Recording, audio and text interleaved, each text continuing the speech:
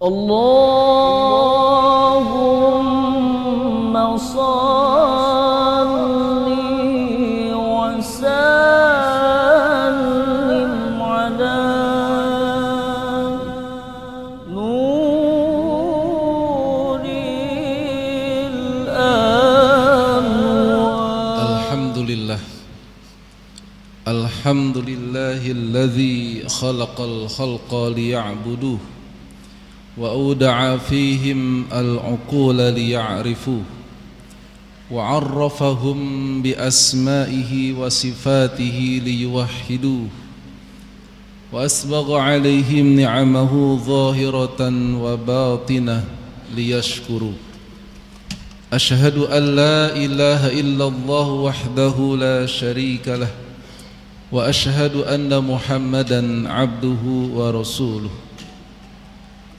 Allahumma salli wa sallim wa barik ala sayyidina wa maulana Muhammad wa ala alihi wa itratihi wa ashabihi wa tabi'in wa man tabi'ahum bi ihsanin ila yaumiddin wa sallim tasliman katsira, amma ba'd. Fa ya ibadallah, usikum wa nafsi bi taqwallah faqad fazal muttaqun. Kama qala Allah Ta'ala fi muhkami kitabih, a'udzu billahi minasy syaithanir rajim, bismillahirrahmanirrahim. Ya ayyuhalladzina amanu taqullaha wa qulu qawlan sadida yuslih lakum a'malakum wa yaghfir lakum dhunubakum wa may yuti'illaha wa rasulahu faqad faza fawzan 'azima. Sadaqallahul azim.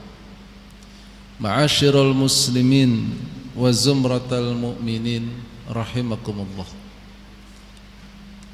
Di hari ini tepat tanggal 9 bulan Muharram tahun 1447 Hijriah, kita semua senantiasa bersyukur kepada Allah karena besok adalah Asyura, tepat pada tanggal 10 Muharram.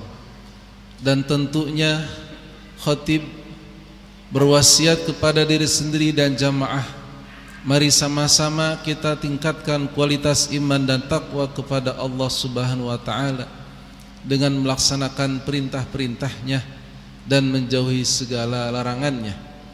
Hanya dengan bekal takwa inilah seorang manusia di muka bumi ini akan selamat, tidak hanya di dunia sampai di akhirat.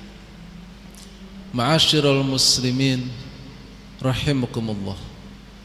Sebagaimana hadis yang diriwayatkan oleh Al-Imam Al-Bukhari dan Al-Imam Muslim dari Ibnu Abbas radhiyallahu anhuma, bahwa suatu ketika Rasulullah sallallahu alaihi wasallam tiba di Madinah. Fara'al yahuda tasumu yauma Asyura. Beliau melihat orang-orang Yahudi puasa di tanggal 10 bulan Muharram atau Asyura. Beliau pun bertanya, ma hadza? Qalu, mereka menjawab, hadza yaumun salihun, hadza yaumun najjallahu bani Israila min aduwwihim wa shamahu Musa. Mereka menjawab bahwa ini adalah hari yang baik, hari di mana Allah telah menyelamatkan Bani Israel dari musuh mereka, dan Nabi Musa alaihissalam pun mensyukurinya dengan berpuasa. Akhirnya Rasulullah sallallahu alaihi wasallam menyampaikan, fa ana ahaqqu bi Musa minkum, wahai Bani Israel, wahai Yahud, bahwa aku lebih berhak untuk mengklaim ajaran Nabi Musa dibanding kalian. Fasamahu wa amara bisyamihi. Dan Rasulullah pun berpuasa dan memerintahkan kepada para sahabatnya untuk berpuasa di tanggal 10 bulan Muharram. Ma'asyiral muslimin yang berbahagia, hadis yang singkat ini memberikan pelajaran penting bagi kita betapa 10 Muharram adalah tanggal yang luar biasa, di mana di situ mengandung banyak sekali faidah-faidah, bahkan cerita atau kisah Nabi Musa alaihissalam di dalam Al-Quran itu diulang sebanyak 22 kali. Dan nama Nabi Musa sendiri itu bahkan lebih dari 130 kali diulang oleh Al-Quran. Betapa pentingnya kisah ini, sampai-sampai penyelamatan Allah Subhanahu wa taala terhadap Nabi Musa atas kejaran musuhnya yaitu Fir'aun itu senantiasa disyukuri dengan berpuasa. Tidak hanya oleh kita umat Islam, namun sebelum-sebelumnya pun mereka mensyukurinya dengan cara berpuasa seperti kaum Yahudi. Dan Rasulullah SAW mengatakan, ana ahaqqu bi Musa minkum. Tentu ini bukan tanpa alasan, karena Nabi Musa alaihissalam sama dengan nabi-nabi yang lain itu memiliki ajaran yang sama, yaitu tauhid.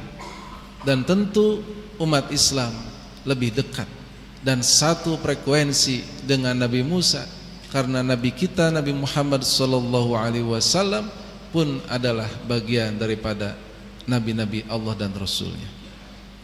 Hadirin yang berbahagia, peristiwa tentang penyelamatan Nabi Musa alaihissalam yang diulang oleh Al-Quran itu adalah mengandung banyak sekali faidah atau pelajaran yang dapat kita ambil. Yang pertama adalah Al-Quranul Karim yang menyebut kisah Nabi Musa ini sebanyak 22 kali di dalam Al-Quran.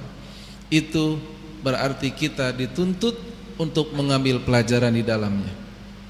Karena di dalam surah Yusuf ayat 111 Allah berfirman, laqad kana fi qasasihim ibratul liulil albab.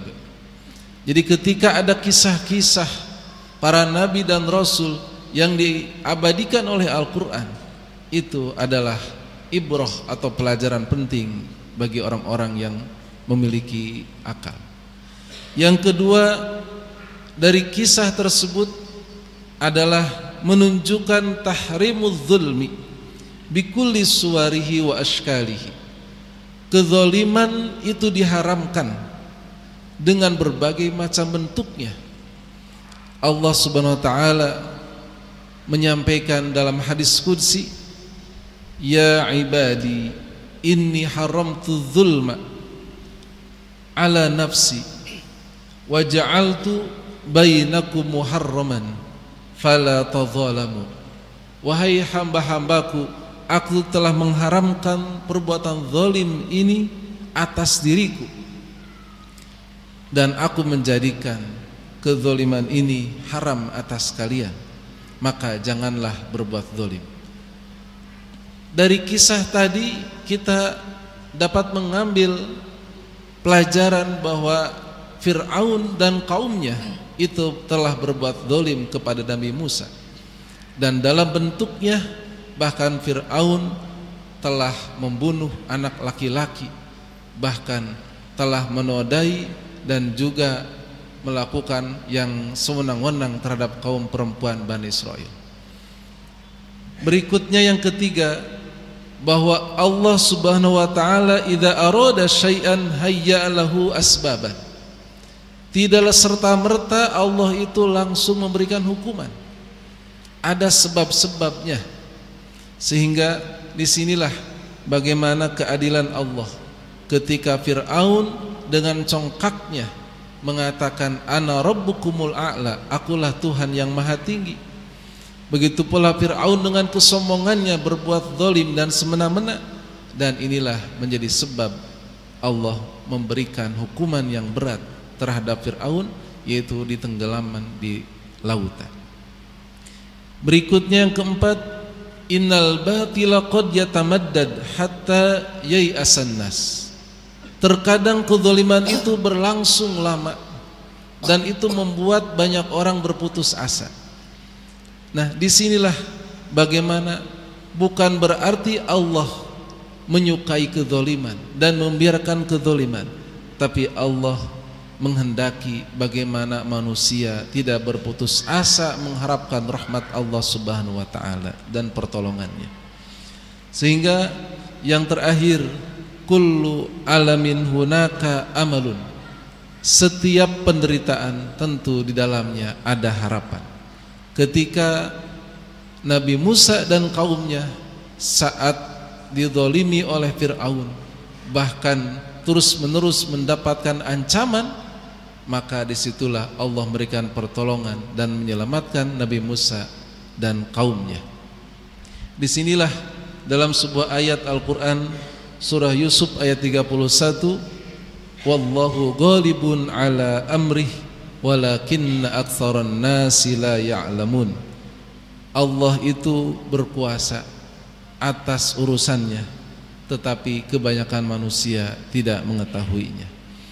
Hadirin jamaah rahimakumullah, dari sekian banyak pelajaran penting tentang kisah Nabi Musa dan Fir'aun, selayaknya kita mensyukurinya dengan hadirnya Asyura ini, tanggal 10 bulan Muharram, sebagai tanggal penyelamatan atas Nabi Musa.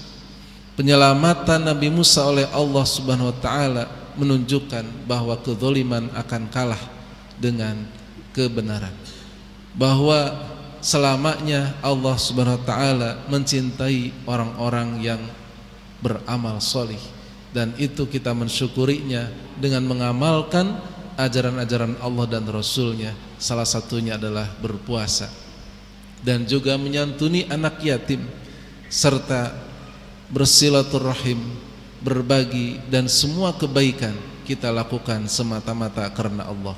Karena syukur, menurut Dr. Ali di sini As-Salabi menyampaikan, asyukru huwa sarful abdi kullama an'amallahu bihi, untuk tujuan ibadah kepadanya. Semua kenikmatan, fasilitas yang Allah berikan kepada kita, semata-mata kita gunakan sesuai dengan tusinya, tugas dan fungsinya, dan semuanya adalah li ajlillah, semata-mata karena Allah. Mudah-mudahan khutbah yang singkat ini bermanfaat dan menjadikan kita terus-menerus mengharapkan pertolongan Allah atas segala kesulitan, dan kita semua diberikan kemudahan, keberkahan, dan kelancaran dalam beramal solih, dan kita semua mendapatkan keutamaan Asyura. Amin ya rabbal alamin. A'udzu billahi minasyaitonir rajim. Bismillahirrahmanirrahim. Man 'amila shalihan falinafsihi wa man asaa fa'alaiha wa ma rabbuka bidzallamin lil 'abid. Shadaqallahul azim. Barakallahu li wa lakum fil Qur'anil karim. Wa nafa'ani wa iyyakum bima fihi minal ayati wa dzikril hakim. Aqulu qouli hadza fastaghfirullah li wa lakum wa lisairil mu'minina wal mu'minat wal muslimina wal muslimat fastaghfiruhu innahu huwal ghafurur rahim.